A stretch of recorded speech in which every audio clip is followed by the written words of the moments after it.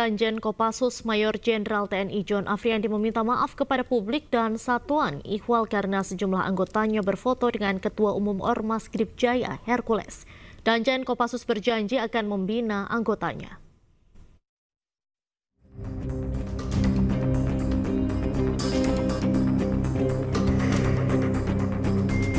Anggota Kopassus yang berfoto dengan Hercules disebabkan karena ketidaktahuan terhadap perkembangan situasi saat ini.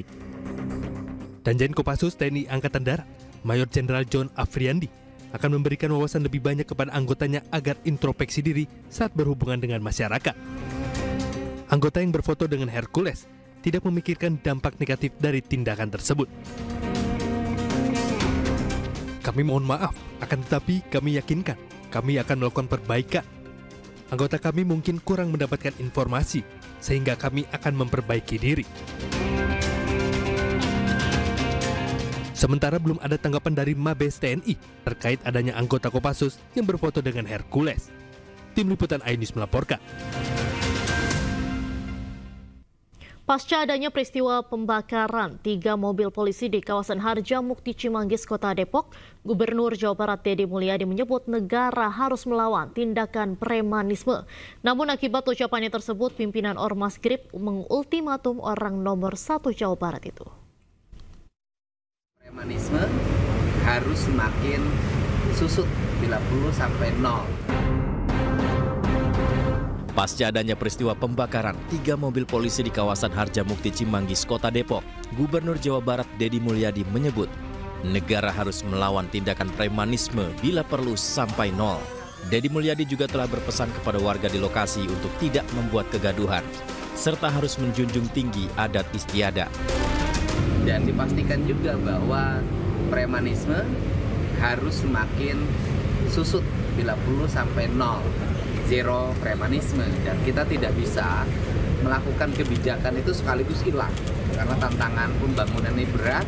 Manusia sudah multicultural di Depok ini, kemudian jumlah manusianya banyak, ada yang punya KTP Depok dan banyak yang tidak punya KTP Depok, kemudian ada yang punya rumah, ada yang tidak punya rumah, dan kita mencari solusinya.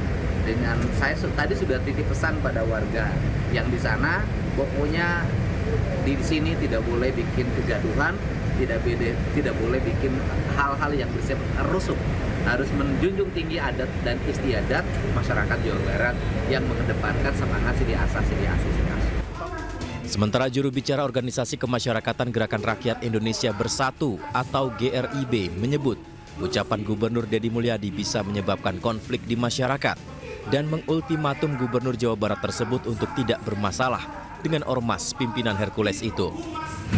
Kang Deddy, pesan ketua umum kami tidak pernah ganggu Anda, ormas lain juga tidak pernah ganggu Anda, jadi jangan ganggu ormas dan jangan ganggu kami.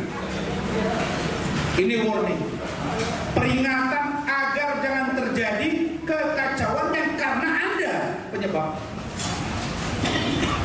Kami sudah sampaikan, Grip ini mandiri. Sejak zaman dulu sudah ada kejahatan.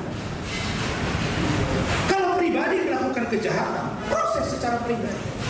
Kalau kelembagaan kami yang salah, proses secara kelembagaan. Tapi kalau Anda juga salah menimbulkan konflik, Anda juga diproses. Karena ada kata-kata Anda, jangan sampai berpotensi dari konflik yang bisa merusak tatanan. Meski demikian, Deddy Mulyadi juga menyebut dirinya sebagai gubernur hanya melihat dari sisi sosialnya. Selebihnya, jika memang ada campur tangan dari ormas tertentu, maka hal itu merupakan tugas dari Satuan Tugas Gabungan TNI dan Polri. Dari Depok, Jawa Barat, Iyung Rizky, iNews melaporkan.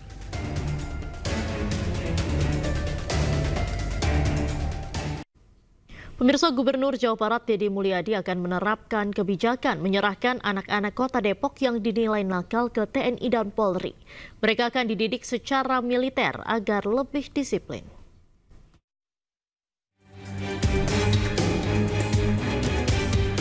Gubernur Jawa Barat Deddy Mulyadi akan menerapkan kebijakan menyerahkan anak-anak Kota Depok yang dinilai nakal ke TNI dan Polri. Rencananya kebijakan ini akan mulai diterapkan pada Mei 2025.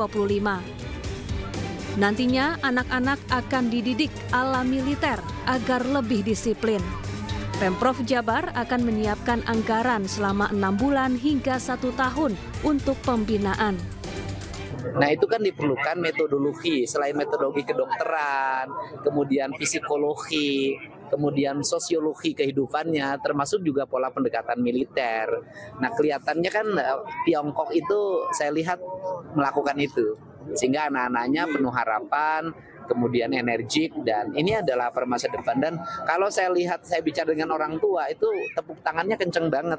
Artinya memang sudah menjadi keresahan. Enggak, bukan anak-anak di militer, orang tua yang sudah tidak punya kesanggupan untuk mendidik anaknya, karena anaknya nakalnya luar biasa, bisa diserahin ke kita. Gitu loh. Jadi tidak ada unsur pemaksaan, kalau orang tuanya nggak boleh, kita nggak akan. Sementara itu, seluruh jajaran TNI Polri di Kota Depok mengaku telah siap melaksanakan program militer untuk anak nakal. Apalagi jumlah kasus kenakalan anak dan remaja di Depok semakin tinggi. Tentunya kami sangat siap, karena ini adalah tanggung jawab kita bersama. Bahwa kenapa anak-anak itu menjadi nakal, pasti ada penyebabnya. Mungkin kurang perhatian, mungkin kurang sosialisasi. Nah ini yang kita edukasi. Nah, ini kita juga mengharapkan adanya sebuah dukungan dari masyarakat gitu, bahwa ini bukan dalam bentuk militerisasi lah atau intervensi lah atau difungsi abri lah. Jangan digiring ke arah kesananya, karena memang masyarakat juga membutuhkan anggaran keamanan masyarakat. Kami sangat mendukung, mendukung dalam artian ini juga termasuk salah satu yang kami sampaikan, bahwa membina anak-anak ini bukan hanya tugas kami, bukan hanya tugas dari teman-teman Kodim, tapi semua pihak. Dan alhamdulillah ini direspon oleh beliau, Bapak Gubernur, program untuk anak-anak yang lagi di pondok atau dilatihkan secara ini akan kita dukung, tentu dengan memberikan pemahaman sesuai dengan. Nantinya pola militer ini tidak akan dilakukan secara paksa. Jika orang tua tidak memberi izin, maka sang anak tidak akan mengikuti program. Namun bagi orang tua yang sudah tidak sanggup lagi mengarahkan anak-anaknya, Pemprov Jawa Barat siap mengambil alih. Dari Depok, Jawa Barat, Iyung Rizky, iNews melaporkan.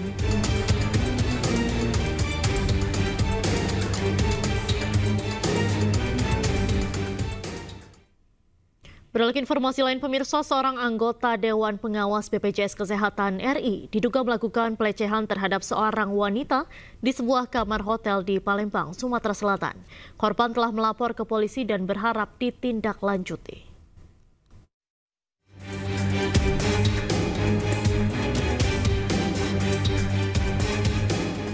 Didampingi suaminya, PG, wanita berusia 35 tahun ini memenuhi panggilan penyidik Subdit 4 Arenakta di Treskrim Polda Sumatera Selatan atas kasus dugaan pelecehan yang menimpa dirinya.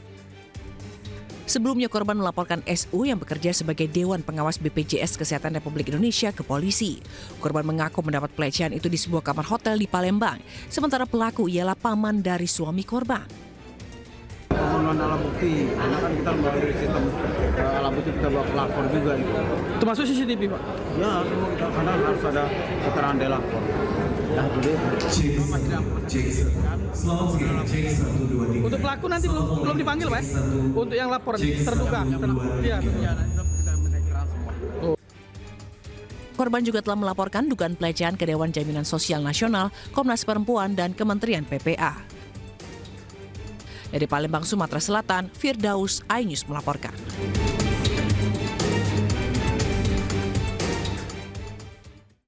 Pemirsa, warga kampung Alarjiban, Kabupaten Tangerang, Banten menggelar aksi menyatakan sikap di tepi laut Desa Kohot. Aksi puluhan warga ini buntut dari Bareskrim Polri menangguhkan penahanan terhadap Kepala Desa Kohot terkait kasus dugaan pemalsuan surat tanah pagar laut di Tangerang.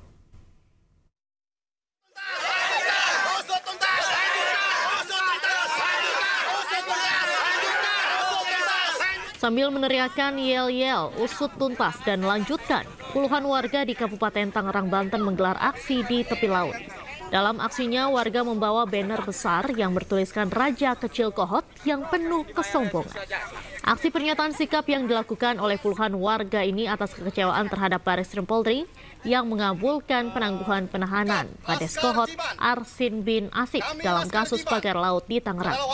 Dalam pernyataan sikap warga, setidaknya ada 6 tuntutan.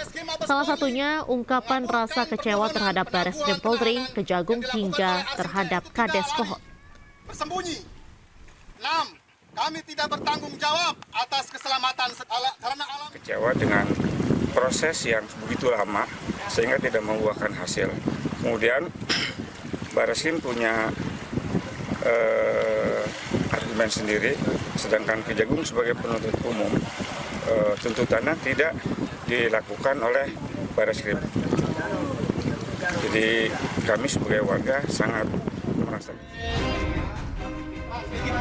Sebelumnya, Kepala Desa Kohot Arsin bin Asip bersama 3 orang lain ditahan di Bareskrim Polri pada 24 Februari 2025. 2 bulan berlalu, penyidik Bareskrim menangguhkan penahanan 4 orang ini karena telah habis masa penahanannya dan terbentur pemberkasan di Kejaksaan Agung. Jaksa meminta penyidik menyertakan pasal tindak pidana korupsi, sementara penyidik Polri tetap menganggap kasus ini masuk ranah pidana umum.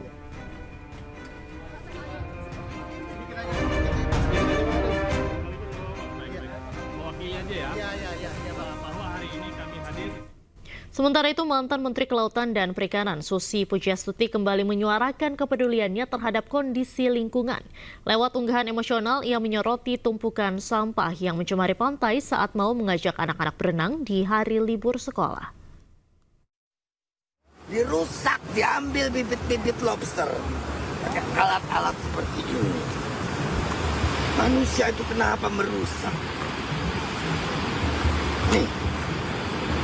Semoga lebih besar lagi ombak menggulung hal-hal seperti ini dan membawa sampah semua ke pinggir kembali. Melalui akun Instagram pribadinya, mantan Menteri KKP Susi Pujiastuti mengaku marah karena pantai Pangandaran, Jawa Barat dipenuhi sampah.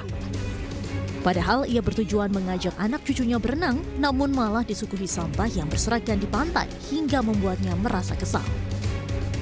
Ia mengingatkan bahwa sampah-sampah yang dibuang sembarangan, baik dari rumah, jalanan maupun tempat wisata, pada akhirnya akan bermuara ke laut.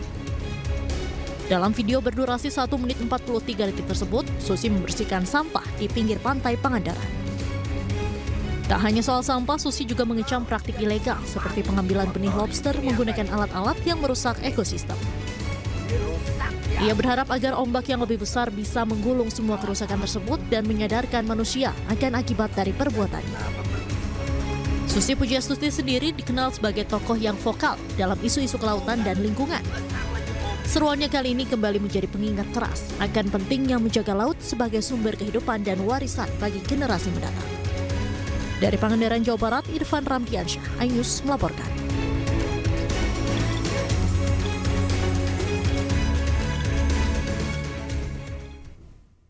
Kita beralih ke informasi lain, pemirsa. Penyidik Kejaksaan Negeri Jakarta Pusat kembali melakukan penggeledahan terkait kasus dugaan tindak pidana korupsi pengelolaan Pusat Data Nasional Sementara atau PDNS Kementerian Komunikasi dan Digital periode 2020-2024.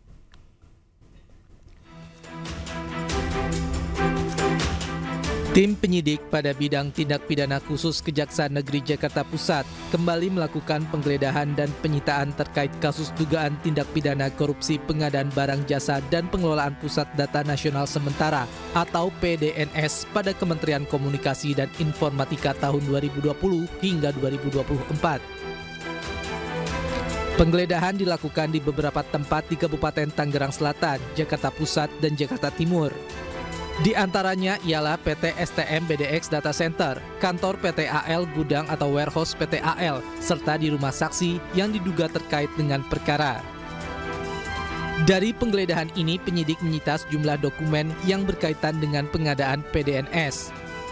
Ada barang bukti elektronik yang disita guna penghitungan kerugian negara dan pembuktian di persidangan. Ini merupakan rangkaian penggeledahan lanjutan terhadap penggeledahan yang sudah dilakukan beberapa waktu yang lalu, di mana penyidik memandang perlu untuk melakukan penggeledahan di 5 lokasi tersebut untuk kembali menambah barang bukti dan alat bukti supaya penyidikan ini semakin kuat.